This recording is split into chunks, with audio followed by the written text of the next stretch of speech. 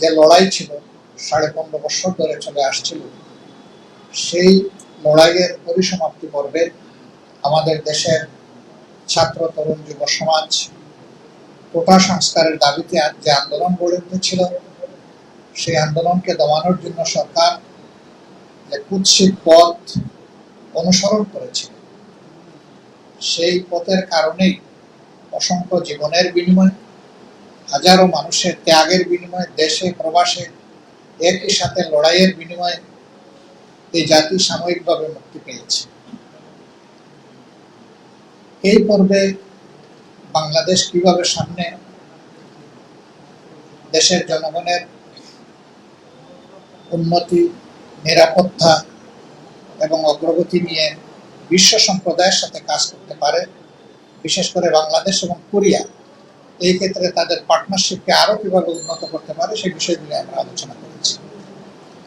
আমরা আলোচনা করেছি সম্প্রতি আন্দোলনে যারা আহত হয়ে তাদের মূল্যবান অঙ্গগুলো হারিয়েছেন এবং যারা চোখ হারিয়েছেন অথবা হারাতে বসেছেন, তাদেরকে কোরিয়া তাদের স্বাস্থ্য বিভাগের পক্ষ থেকে কি সহযোগিতা করতে পারে সেই বিষয়গুলো নিয়ে আমরা তাদের দৃষ্টি আকর্ষণ করেছি এবং তারা আমাদেরকে আশ্বস্ত করেছেন যে এই ব্যাপারে তারা ভেবে চিন্তে আশা করছেন তারা যে ভালোভাবে আমাদেরকে কিছু সহযোগিতা করতে পারবেন।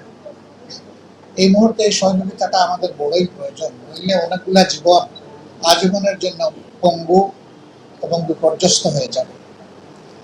আমরা আমাদের দেশের ডেভেলপমেন্টে তাদের যে স্কিল অভিজ্ঞতা সেটাকে কিভাবে আরো বেশি আমরা পেতে পারি সেই বিষয়গুলো নিয়ে আমরা আলোচনা করেছি।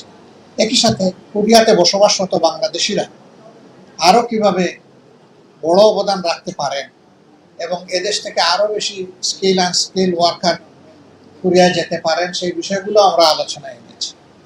আমাদের আলোচনা অত্যন্ত চমৎকার হয়েছে, সন্তোষজনক হয়েছে, আমরা আশ্বস্ত হয়েছি। তাদেরও কিছু কথা ছিল, সেগুলো আমরা মনোযোগ দিয়ে শুনেছি এবং সেই জায়গাগুলো আমরা পরিষ্কার করার চেষ্টা করেছি। আমাদের মনে হয়েছে যে তারা পুরোপুরি কনভিন্সড হয়েছেন আমাদের কথায় এবং আমাদের সমাজ প্রেক্ষাপট সম্পর্কে আমাদের কাছ থেকে তারা একটা স্পষ্ট ধারণা পেয়েছে।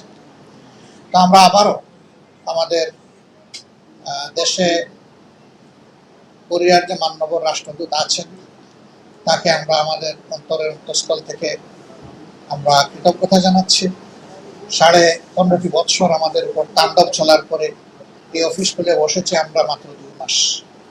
এই অবস্থায় তারা আমাদেরকে দেখতে এসে আমাদেরকে সম্মানিত করেছেন, এই জন্য আমরা তাদের কাছে কৃতজ্ঞ, আমরা ধন্যবাদ জানাই।